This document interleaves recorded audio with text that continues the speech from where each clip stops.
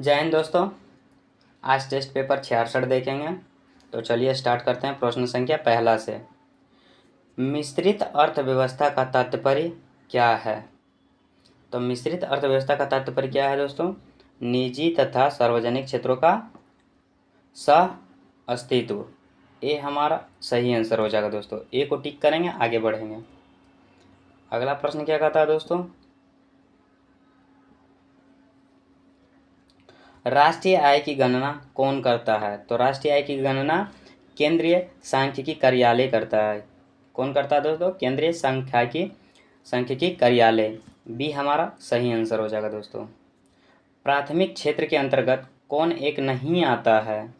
तो इसका आंसर हमारा क्या हो जाएगा दोस्तों? तो ये विद्युत नहीं आता है दोस्तों। ये हमारा सही आंसर हो जाएगा। बढ़ते हैं अगले प्रश्न की ओर। द्वितीयक क्षेत्र के अंतर्गत कौन एक नहीं आता है? इसमें नहीं पूछा है दोस्तों। तो कौन नहीं आता है द्वितीयक क्षेत्र के अंतर्गत? परिवहन नहीं आता है दोस्तों। डी हमारा सही आंसर हो जाएगा। अगला प्रश्न, तृतीयक क्षेत्र के अंतर्गत कौन एक नहीं आता है? तो इसमें नहीं आता है दोस्तों, ध्यान दीजिएगा, नहीं पूछा है दोस्तों, नहीं आता है। तो नहीं आता है, तो इसका आंसर हमारा हो जाएगा पशुपालन नहीं आता है। ये हमारा सही आंसर हो जाएगा। अर्थव्यवस्था का जनक किसे कहा जाता है? तो अर्थव्यवस्था का जनक एडम स्मिथ को कहा जाता है। सी हमारा सही आंसर हो जाएगा। बढ़ते हैं अगले प्रश्न की ओर। अगला प्रश्न हमारा क्या कह रहा है? थर्ड वर्ल्ड के नाम से किसे जाना जाता है? तो इसका आंसर हमारा हो जाएगा विकासशील देश। क्या हो जाएगा? विकासशील देश। बी हमारा सही आंसर हो जाएगा। विश्व की सबसे बड़ी अर्थव्यवस्था है, तो किसकी विश्व की सबसे बड़ी अर्थव्यवस्था है दोस्तों? तो इस यूएसए की सबसे बड़ी अर्थव्यवस्था है दोस्तों। डी हमारा सही आंसर हो जाएगा। बढ़ते हैं अगले प्रश्न की ओर। पूंजीवादी अर्थव्यवस्था का जनक किसे माना जाता है? तो पूंजी अर्थव्यवस्था का जनक यूएसए को माना जाता है। डी हमारा सही आंसर हो जाएगा दोस्तों। बढ़ते हैं अगले प्रश्न की ओर। उद्योग किस क्षेत्र के अंतर्गत आता है? तो उद्योग हमारा द्वितीयक क्षेत्र के अंतर्गत आता है। बी हमारा सही आंसर हो जाएगा। अगला प्रश्न क्या कहता है दोस्तों? अगला प्रश्न हमारा कहता है किसी देश की आर्थिक वृद्धि की सर्वाधिक उपयुक्त माप किससे मापा जाता है? तो किस में मापा जाता है दोस्तों? तो इसका आंसर हमारा हो जाएगा सकल घरेलू उत्पाद को। किसे माना जाता है? उपयुक्त माप किस में मापा जाता है दोस्तों? तो सकल घरेलू उत्पाद को। ये हमारा सही आंसर हो जाएगा। बढ़ते हैं अगले प्रश्न की ओर दोस्तों। अगला प्रश्न हमारा क्या कहता है दोस्तों? एक मिनट दोस्तों। अगला प्रश्न क्या कर रहा है दोस्तों? किस देश की आर्थिक विकास दर का सर्वश्रेष्ठ सूचक क्या है?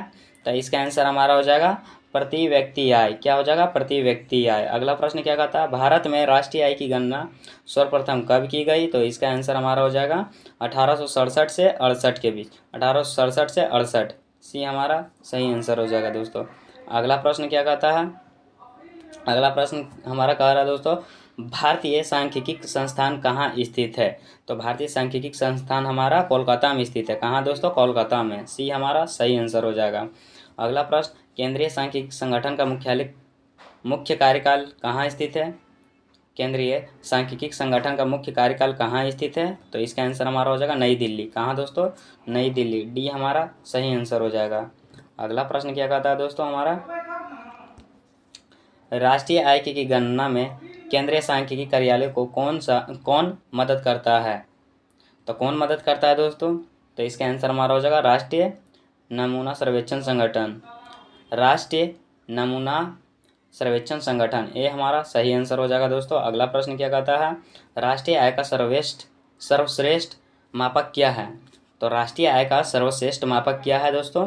तो इसका आंसर हमारा हो जाएगा एनएनपी। क्या हो जाएगा? एनएनपी। ये हमारा सही आंसर हो जाएगा दोस्तों। अगला प्रश्न क्या कहता है हमारा? मिश्रित अर्थव्यवस्था को अपनाने वाला विश्व का प्रथम देश कौन है? तो कौन है दोस्तों? ये हमारा फ्रांस है। डी हमारा सही आंसर हो जाएगा। विश्व में सर्वप्रथम समाजवादी अर्थव्यवस्था को किस देश ने अपनाया था? तो इसका आंसर हमारा हो जाएगा रूस। क्या हो जाएगा दोस्तों? रूस। डी हमारा सही आंसर हो जाएगा। बढ़ते हैं अगले प्रश्न की ओर दोस्तों। द वेल्थ ऑफ नेशन पुस्तक के लेखक हैं। द वेल्थ ऑफ पुस्तक नेशन पुस्तक के लेखक कौन है? तो इसका आंसर हमारा हो जाएगा एडम स्मिथ। कौन है दोस्तों? Adam Smith. सी हमारा सही आंसर हो जाएगा। पूंजीवादी अर्थव्यवस्था के में कीमत का निर्धारण किस प्रकार से होती है? तो किस प्रकार से होती है दोस्तों? ये पूर्ति एवं मांग के द्वारा निर्धारण होता है। ये हमारा सही आंसर हो जाएगा। बढ़ते हैं अगले प्रश्न की ओर दोस्तों। रखो और निकालो की नीति किस अर्थव्यवस्था की देन है?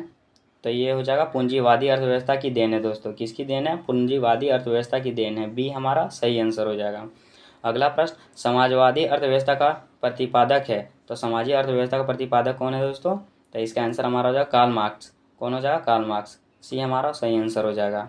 बढ़ते हैं अगले प्रश्न की ओर। अगला प्रश्न क्या कहता है दोस्तों? हिंदू वृद्धि दर के अवधारणा के प्रतिपादक थे। हिंदू वृद्धि दर के अवधारणा के प्रतिपादक थे। तो इसका आंसर हो जाएगा प्रोफेसर राजकृष्ण। कौन हो जाएगा दोस्तों? प्रोफेसर राजकृष्ण। ये हमारा सही आंसर हो जाएगा। अगला प्रश्न क्या है?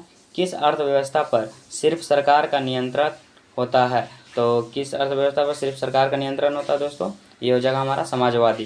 क्या हो जाएगा? समाजवादी। बी हमारा सही आंसर हो जाएगा। बढ़ते हैं अगले प्रश्न की ओर। भारत में किस प्रकार की अर्थव्यवस्था है? तो भारत में मिश्रित अर्थव्यवस्था है। किस प्रकार की है? तो मिश्रित अर्थव्यवस्था है। ये हमारा सही आंसर हो जाएगा। अगला प्रश्न क्या कहता है? मिश्रित अर्थव्यवस्था का सुझाव सर्वप्रथम किसने दिया था? तो इसका आंसर क्या हो जाएगा दोस्तों? किसने दिया था? तो इसका आंसर हमारा हो जाएगा जॉन मेनार्ड किन्स। ये हमारा सही आंसर हो जाएगा। अगला प्रश्न क्या कहता है?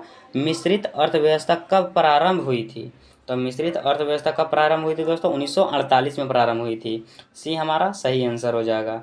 बढ़ते हैं अगले प्रश्न की ओर दोस्तों। अगला प्रश्न क्या कहता है? बंद अर्थव्यवस्था का अर्थ क्या है? तो बंद अर्थव्यवस्था का अर्थ क्या है दोस्तों? आयात निर्यात दोनों बंद। सी हमारा सही आंसर हो जाएगा। अगला प्रश्न, मानव विकास सूचकांक का प्रतिपादन किसने किया था? तो इसका आंसर हमारा क्या हो जाएगा दोस्तों? इसका आंसर हमारा हो जाएगा महबूब उल हक। कौन किया था? महबूब उल हक। बी हमारा सही आंसर हो जाएगा। बढ़ते हैं अगले प्रश्न की ओर दोस्तों। मानव विकास रिपोर्ट कौन जारी करता है? तो मानव विकास रिपोर्ट हमारा यूएनडीपी जारी करता है। कौन करता है दोस्तों? यूएनडीपी। ये हमारा सही आंसर हो जाएगा दोस्तों। अगला प्रश्न क्या कहता है? मानव विकास सूचकांक आकलन का आधार क्या नहीं है? तो क्या नहीं है दोस्तों? तो इसका आंसर हमारा हो जाएगा कुपोषण। क्या नहीं है? कुपोषण। डी हमारा सही आंसर हो जाएगा दोस्तों। अगला प्रश्न क्या कहता है? भारत में पहली बार मानव विकास रिपोर्ट कब जारी किया गया? तो कब किया गया था दोस्तों? 2002 में। कब जारी किया गया था? 2002 में। बी हमारा सही आंसर हो जाएगा। बढ़ते हैं अगले प्रश्न की ओर दोस्तों। भारत में मानव विकास रिपोर्ट जारी कौन करता है?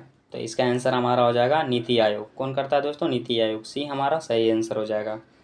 बढ़ते हैं अगले प्रश्न की ओर दोस्तों। ग्रामीण क्षेत्र में एक व्यक्ति की प्रतिदिन भोजन में कितना कैलोरी होना चाहिए? तो इसका आंसर हमारा हो जाएगा 2400 कैलोरी। कितना हो जाएगा? 2400 कैलोरी। डी हमारा सही आंसर हो जाएगा दोस्तों। अगला प्रश्न क्या है? केंद्रीय सांख्यिकी संगठन की स्थापना कब हुआ? तो इसका आंसर हमारा हो जाएगा दोस्तों 1951 ईस्वी में। कब? 1951 ईस्वी में। बी हमारा सही आंसर हो जाएगा। अगला प्रश्न क्या कहता है दोस्तों? अगला प्रश्न हमारा कहता है सुरेश तेंदुलकर समिति का संबंध किससे है? तो इसका आंसर हमारा हो जाएगा गरीबी निर्धारण से। किससे संबंधित है? गरीबी निर्धारण से। ये हमारा सही आंसर हो जाएगा। धन निकासन सिद्धांत के प्रतिपादक हैं। तो धन निकासन सिद्धांत के प्रतिपादक दादा भाई नेरोजी हैं। कौन है? दादा भाई नेरोजी। डी हमारा सही आंसर हो जाएगा। अगला प्रश्न क्या कहता है दोस्तों? हिंदू वृद्धि दर किससे संबंधित है? तो हिंदू वृद्धि दर हमारा राष्ट्रीय आय से संबंधित है। ये हमारा सही आंसर हो जाएगा। राष्ट्रीय आय की गणना का आधार वर्ष क्या है? तो इसका आंसर हमारा हो जाएगा 2011 से 12। डी हमारा सही आंसर हो जाएगा। इसी के साथ दोस्तों टेस्ट पेपर 66 भी समाप्त होता है। अगर आप पहले वाले टेस्ट पेपर का वीडियो नहीं देखे हैं तो हमारे प्लेलिस्ट पे उपलब्ध है, जाकर देख लें। मिलते हैं अगले टेस्ट पेपर में, तब तक के लिए जय हिंद।